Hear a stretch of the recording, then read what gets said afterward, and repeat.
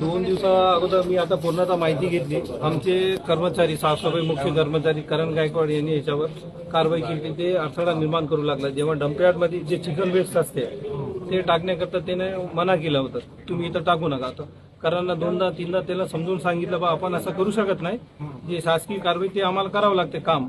त्या कामामध्ये त्यांनी बाधा निर्माण केली. त्या अनुषंगानं करण गायकवाडनी हे याच्यावर एक NC दाखल केलेली आहे नाननपेठ पोलीस स्टेशनमध्ये. त्याला असं वाटलं असेल की बहुतेक मी केस केलाय म्हणून. या घटनेच्या नंतर काय तुम्ही तक्रार दिलेली आहे, गुन्हा दाखल झालाय का? काय नाव काय त्या व्यक्तीचं?